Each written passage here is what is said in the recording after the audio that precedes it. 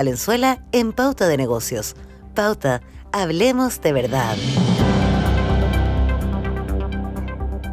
Vamos a tomar contacto a esta hora de la mañana con Marcos Singer, director del MBA de la Universidad Católica y quien recientemente dio una charla a la COP26 como director de Blue Green Conservation Investment. Esto fue remoto, me imagino. Marcos, ¿cómo estás? Muy buenos días y bienvenido aquí a Pauta de Negocios.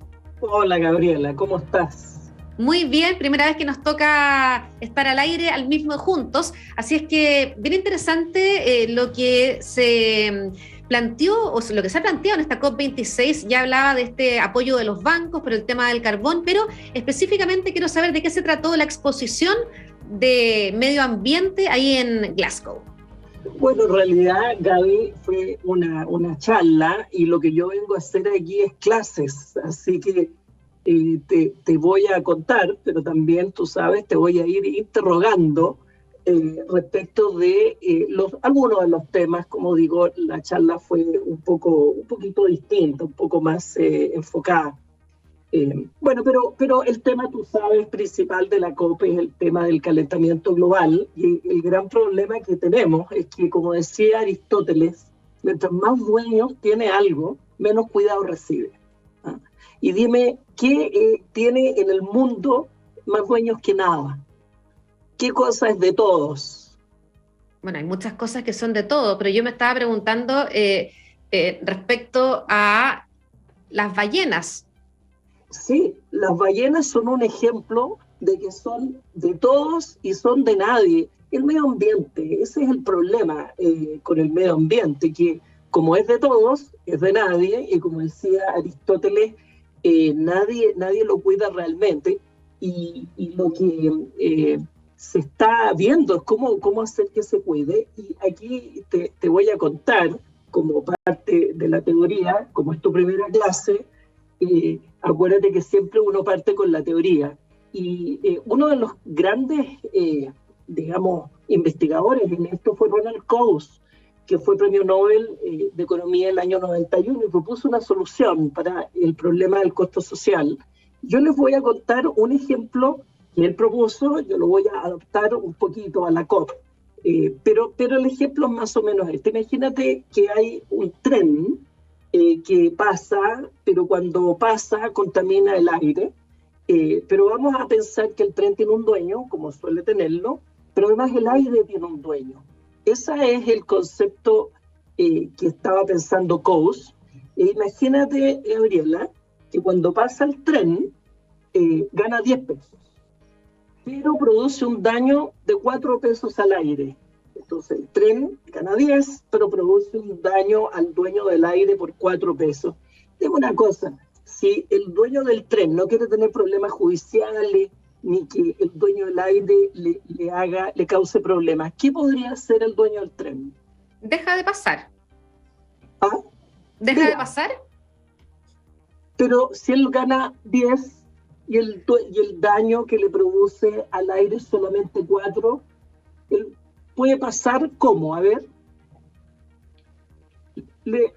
No se hace problema y le paga el dueño del aire, po. Le paga los 4 pesos de daño que le produce y se acaban los problemas. Esa es la idea que tenía Coase en su cabeza. Si alguien es dueño del aire, entonces el que produce el daño le paga al aire.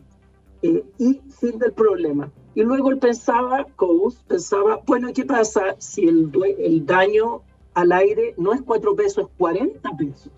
O sea, el tren gana 10, pero el daño es de 40. ¿Qué haría el dueño del aire entonces para que no le dañen su aire? ¿Qué haría qué podría hacer con el dueño del tren para no hacerse problema? Para trataría de... ¿Ah? ¿Qué cosa? ¿Qué podría hacer el dueño del aire? Si pasa el tren, produce un daño de 40, pero el tren solamente gana 10. Bueno, lo que Coase dice es muy sencillo, pues. Paguémosle al tren para que no pase. ¿Te fijas? Porque el daño que produce el tren... ¿Ah? Exactamente, pagarle al tren para que no pase. Pero ahí en ese sentido, Marcos, yo te quería preguntar específicamente por una pregunta que se ha planteado, que por qué proteger a las ballenas es una buena inversión. Y si alguna vez alguien se ha preguntado que cuánto vale una ballena. Yo estuve averiguando y efectivamente yo sé cuánto vale una ballena, pero es interesante sumar este tema con el medio ambiente y con lo que se está discutiendo en la COP26. Precisamente, vamos a la ballena, porque claro, uno dice, bueno, pero ¿cómo sacaste esos $40 que yo te dije, lo que sea, del aire? Esos números no existen, pero sin embargo, fíjate que en algunos casos sí se está calculando, y el ejemplo que te voy a dar lo trabajó un señor que se llama Ralph Chami, que es un economista muy importante del Fondo Monetario, junto con la Fundación Meri, que trabaja con las ballenas azules justamente en Chile. Y fíjate que ellos evaluaron el valor de la ballena en 3 ámbitos. Y cuéntame tú, a ver, ¿por qué piensas tú que la ballena es valioso? Dime. No, tiene un montón de beneficios la ballena por su piel, entre otras cosas. Pero aquí lo interesante es, el tema es cuando la ballena muere. Todo lo que arrastra con ella, el dióxido de carbono al lecho marino, pensando, por ejemplo, en qué pasa cuando un solo árbol absorbe 22 kilos de CO2 en un año, y qué pasa cuando una ballena muere. Exactamente, mira, voy a dejar eso al final porque en realidad es lo más importante. Déjame partir con cosas menos importantes del valor de la ballena. Primero, el turismo.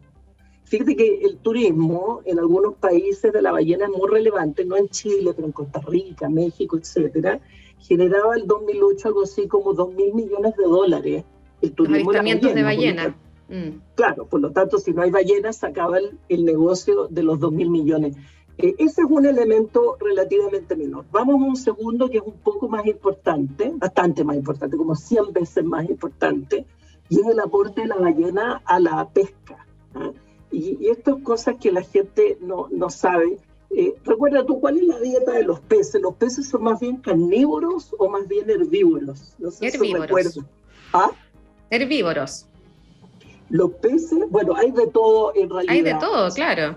Sí, pero fíjate que los peces comen una cosa que se llama el zooplancton, los peces chiquititos, el plancton, que sí. son alimentos, los peces más grandes, y los peces chiquititos comen el fitoplancton. ¿Y dónde está la importancia de la ballena?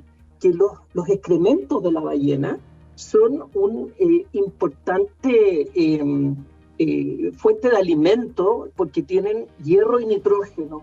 Y eso es algo que nadie puede producir salvo la ballena. Entonces, donde hay ballena, se produce una gran cantidad de fitoplancton que alimentan zooplancton, que alimentan los peces chicos, que alimentan los peces grandes. Entonces, increíblemente, aunque sea constitutivo, donde hay muchas ballenas, se produce mucho krill. La ballena produce mucho alimento y entonces el efecto que tiene en la pesca industrial es importantísimo. ¿Cómo llegó, Marcos, el FMI a darle un precio a la ballena? ¿Cómo llegó a esa cifra? Mira, la verdad que buena pregunta, Gabriela, porque en realidad no llegó el FMI, llegó la gente del FMI por una preocupación personal.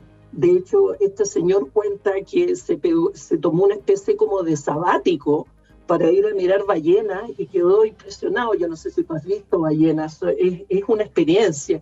Y como él, eso lo impactó tanto y además era economista, se preguntó, bueno, ¿quién ha hecho el cálculo económico de estas cosas? Y lo hizo y funcionó más bien así. Ahora se está convirtiendo en un tema institucional, pero como muchos cambios en nuestra sociedad parten por la motivación personal. Pero déjame, Gabriela, cerrar con el tema que tú mencionaste, porque lo que tú dices de la captura del CO2 es efectivamente lo principal. A ver, ¿dónde capturan los árboles el carbono, el CO2? ¿Dónde queda? En las hojas. En las hojas, precisamente, en las hojas, los tallos. Y esa captura más o menos funciona porque cuando se convierte en madera queda, bueno, para siempre ese CO2 fuera de la atmósfera, pero los árboles a veces se queman, a veces se pudren, y ese CO2 vuelve a la atmósfera, entonces no es tan eficiente esa captura. Pero la ballena, en cambio, captura de una manera muy eficiente porque la ballena se hunde al fondo del mar cuando muere.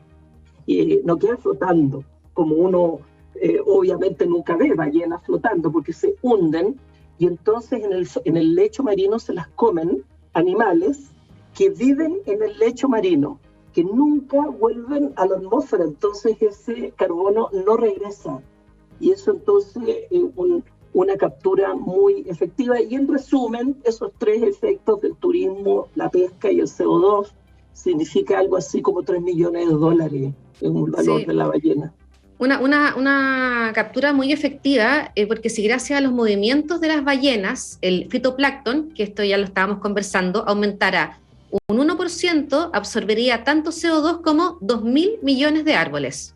Claro, mira, yo lo iba a mencionar al final porque la gente no se imagina. La mitad de la captura de CO2 en el mundo lo hacen los bosques y el Amazonas, que tú sabes que están bullados, y la otra mitad los océanos. La mitad de la solución al problema del calentamiento global está en el agua de los océanos, en las algas y el fitoplancton. Y la ballena efectivamente es como un agricultor de toda esta capacidad. Entonces, ya tenemos mucha claridad del valor de la ballena, pero ¿cómo lograr que alguien la cuide? Tú necesitas que haya como un dueño. Y eso es difícil, tener dueños, pero hay una tecnología que también se está discutiendo y que quiero yo recordártela. ¿Tú recuerdas la tecnología blockchain? Mira, la tecnología blockchain es la que produce el Bitcoin. Y el Bitcoin es algo que se llama un token.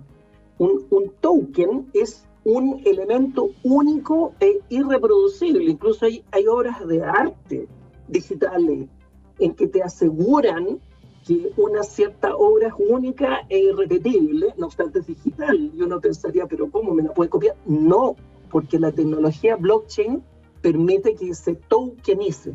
Bueno, lo que se está pensando y discutiendo en la COP es justamente tokenizar estos activos naturales, por ejemplo la ballena, y entonces que tú, Gabriela, o yo compremos una y compremos el derecho a cuidarla, y ya sabemos que vale más o menos $3 millones, y si alguien me la mata, yo lo demando.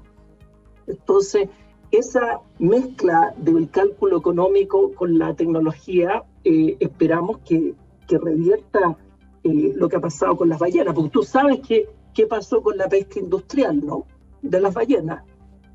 Casi las distintos países que se han dedicado específicamente, claro, con una pesca irresponsable, y también hay las consecuencias que ya sabemos. Bueno, claro, pues la ballena vale más muerta que viva, claro. Pero en realidad es al revés. Vale mucho más viva que muerta, pero no están los mecanismos para cuidar ese valor. Y ballenas azules hubo unas 300.000 antes de la pesca industrial, y ahora hay unas 5.000. Entonces, ¿cómo regresar a esta era preindustrial en que nos llenemos de ballenas para que hagan el trabajo en los océanos? Bueno, ese es uno de los temas que yo trabajé, un ángulo, no fue esto, como te digo, la charla, pero son temas... Sí, una de las áreas. Y muy interesante también, Marcos Singer, te queremos dar las gracias por habernos acompañado hoy día aquí en Pauta de Negocios. Ya pues, encantado, que estés muy bien. Tú también. Chao.